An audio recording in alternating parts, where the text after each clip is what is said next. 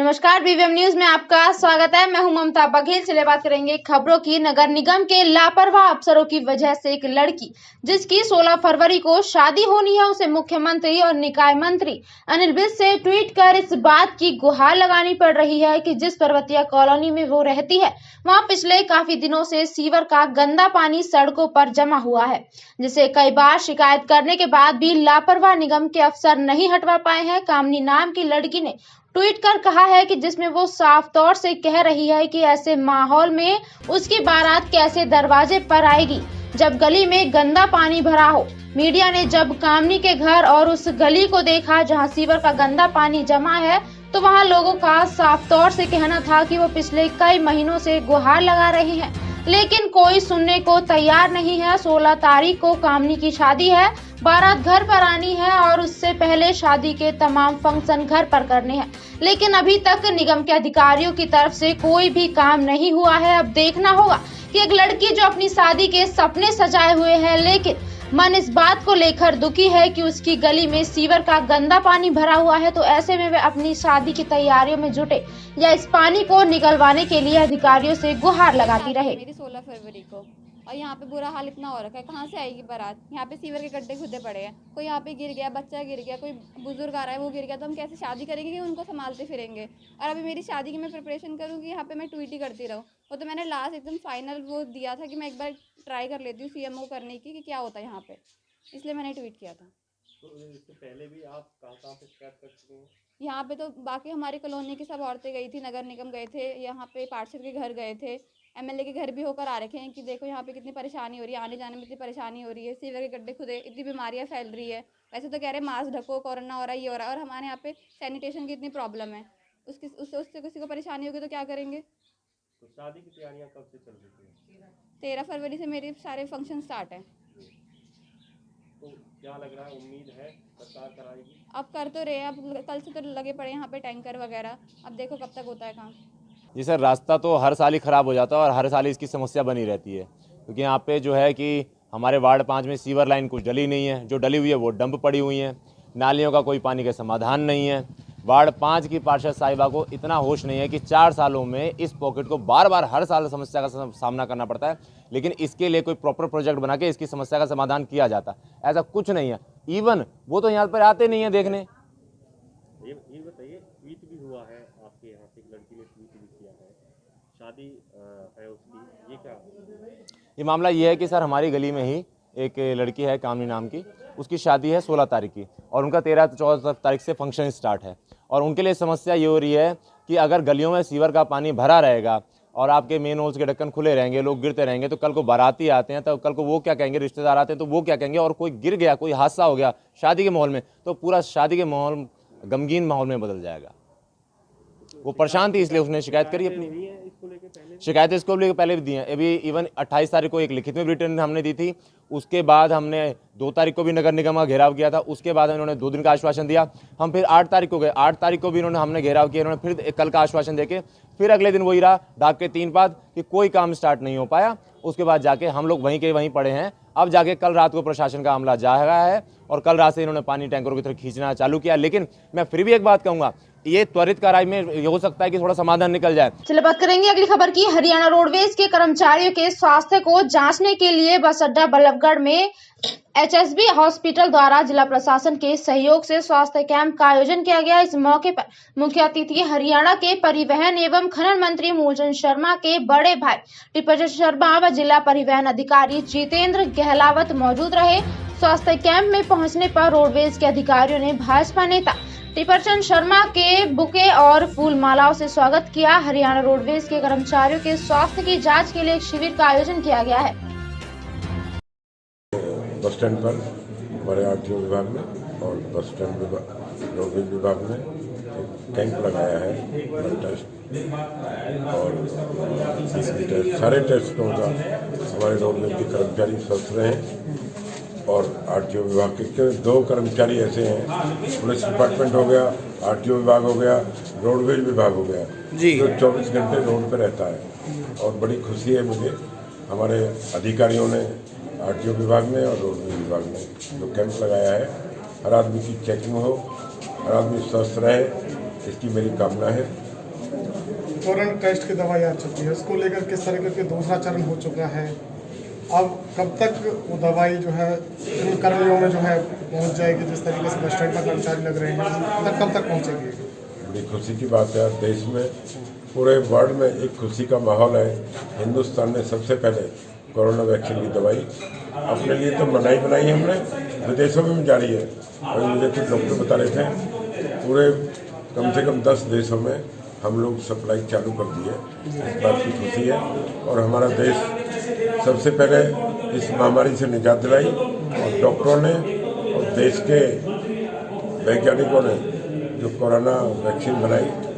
चलिए रुक करेंगे अगली खबर का। पलवल के नेशनल हाईवे 19 पर चल रहा किसानों का धरना 11वें दिन भी जारी रहा। भारतीय संयुक्त किसान यूनियन द्वारा आगामी 18 फरवरी को रेलवे ट्रैक को जाम करने का आह्वान किया गया है, जिसकी तैयारियां किसानों द्वारा शुरू कर दी गई हैं। किसानों का कहना है कि एमपी से सैकड़ों किसानों का जत्था पलवल पहुंच जाएगा, जिससे आंदोलन को काफी मजबूती मिलेगी। पलवल NH 19 पर KMP और KGP इंटरचेंज के समीप चल रहा किसानों का धरना निरंतर जारी है। किसान नए कृषि कानूनों को रद्द करवाने व MSP कानून बनवाने की मांग पर अड़े हुए हैं और मजबूती के साथ डटे हुए हैं। हर वर्ग व समाज का समर्थन किसानों को मिल रहा है और प्रतिदिन धरना स्थल पर अलग अलग पालों के तबुओं की संख्या भी बढ़ती जा रही है। किसान नेताओं का कहना है कि एमपी से उनके पास 400 से 500 किसानों का जत्था पहुंच जाएगा, जिससे आने वाले समय में आंदोलन काफी मजबूत हो जाएगा। आंदोलन के प्रति लोगों में काफी जोश है और सरकार के प्रति नाराजगी भी है। उन्होंने कहा कि शीर्ष नेताओं द्वारा आने वाली 18 फरवरी को रेल रोको आंदोलन का आह्वान किया गया है, जिसको लेकर हम पूरे जोश और खरोश के साथ रेलों को रोकेंगे और हाईवे को चक्का जाम की तरह इसको भी सफल बनाएंगे। पलवल में पूरी तरह से रेलों का चक्का जाम किया जाएगा। उन्होंने कहा कि आने वाले समय में हमारा आंदोलन इतना मजबूत होगा कि सरकार को घुटनों के बल लाकर खड़ा कर देंगे। सरकार को अपनी हट धार्मिकता छोड़कर किसानों की मांगे माननी पड़ेंगी और तीनों काले कानून वापस लेने होंगे और MSP कानून बनाना होगा। जब तक बिल वापसी नहीं होती तब तक वह घर नहीं जाएंगे।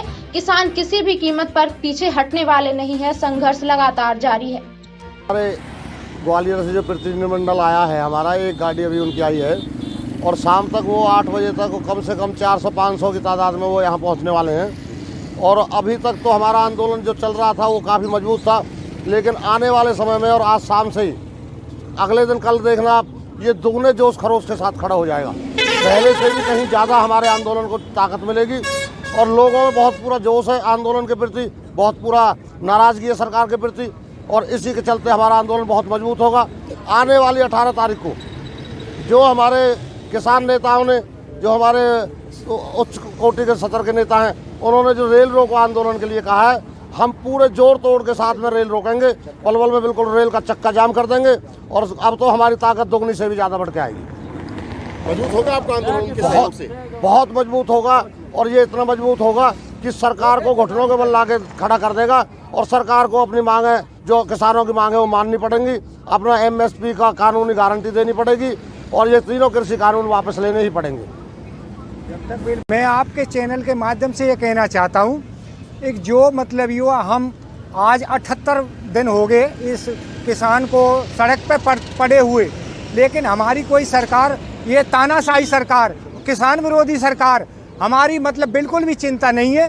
और हमने ये ठान लिया है, आज हमारे मतलब युवा ग्वालियर साइड से कुछ सरदार लोग 400-500 की तादाद में यहाँ पहुँचने वाले हैं और हमें उम्मीद है और हम मतलब युवा सरकार से अनुरोध करते हैं इन 3 कानूनों को उल्टे ले और MSP को लीगल गारंटी दे और हम मतलब युवा सरकार को अगर ये MSP दे दे तो हम मोदी को, प्रधानमंत्री को दूर से न लाएंगे।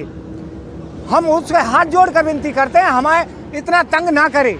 बात करेंगे अगली खबर की। अयोध्या में बनने वाले राम मंदिर निर्माण को लेकर सामाजिक संगठन जागरूक करने में कोई कोर कसर नहीं छोड़ रहे हैं। इसी कड़ी में साइबर सिटी गुरुग्राम में 2 सामाजिक संगठन एक होकर रन फॉर राम मैराथन का आयोजन कर रहे हैं। इस मैराथन में सैकड़ों की संख्या में लोग भाग लेंगे। इसका मकसद यही है कि हर भारतीयों में राम के प्रति आस्था बनी रहे। सामाजिक संगठनों की माने तो राम हमारे भगवान हैं और उनकी मंदिर बनवाने में सभी भारतीयों का सहयोग होना चाहिए।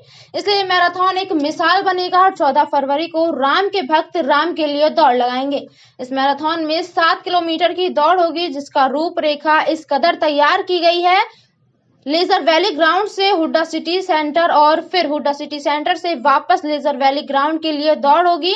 इस दौड़ में कोई भी नागरिक भाग ले सकता है। वहीं इस मैराथन में चीफ गेस्ट के तौर पर हरियाणा बीजेपी के प्रदेश अध्यक्ष ओपी धनखड़ व हरियाणा आरएसएस के प्रमुख पवन जिंदल और पूर्व मंत्री राव नरवीर सिंह शामिल होंगे। इसके साथ साथ कई सेलिब्रिटीज को भी आमंत्रित किया गया है। आपको बता दें कि अयोध्या में बन रहे श्री राम मंदिर के लिए भारत में समर्पण निधि अभियान चल रहा है। हरियाणा में ये अभियान 1 फरवरी से शुरू किया जा चुका है, जो कि 27 फरवरी तक चलेगा। राम का मंदिर ही नहीं बनेगा, बल्कि राष्ट्रीय जागरण का केंद्र भी बनेगा।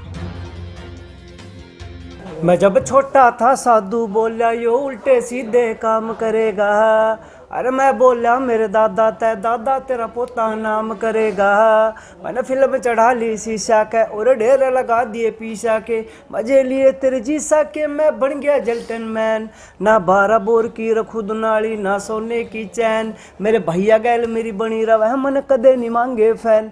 सबसे पहले आप सभी दर्शकों को मेरा सादर प्रणाम है और मेरे पत्रकार बंधु आपका भी बहुत बहुत धन्यवाद। एक मैराथन होने जा रहा है 14 फरवरी को। श्री राम एक मुहिम चली हुई है 1 फरवरी से और 27 फरवरी। जितना योगदान हो सके हर एक हिंदुस्तानी करे।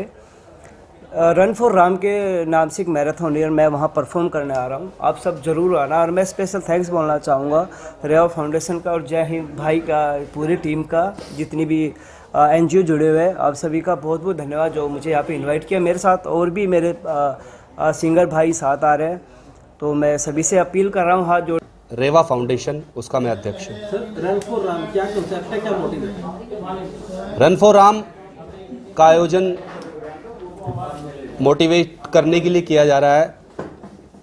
जैसा मैंने अभी बताया कि 1 से 27 तारीख तक जो एक अभियान चलाया जा रहा है श्री राम मंदिर के निर्माण को लेकर के, उसमें हमारी संस्था, हमारी सहयोगी संस्था जय हिंद जनसेवा फाउंडेशन, साईं सेवा फाउंडेशन, निस्वार्थ कदम, हम सभी चाहते हैं कि हम भी कुछ ऐसा करें जिससे कि ये संदेश, राम मंदिर निर्माण का संदेश ज़्यादा से ज़्यादा लोगों तक पहुँचे। उसके लिए एक मैराथन रन फॉर राम के नाम से उसका आयोजन हम लोगों ने रखा है। इसके माध्यम से हम एक बात करेंगे अगली खबर की। हरियाणा जन चेतना पार्टी के संस्थापक पूर्व मंत्री पंडित विनोद शर्मा ने 73वें जन्मदिन के उपलक्ष्य में विशाल रक्तदान शिविर का आयोजन किया। इस दौरान बहुत सारे लोग रक्तदान शिविर में अपना योगदान देने के लिए पहुंचे।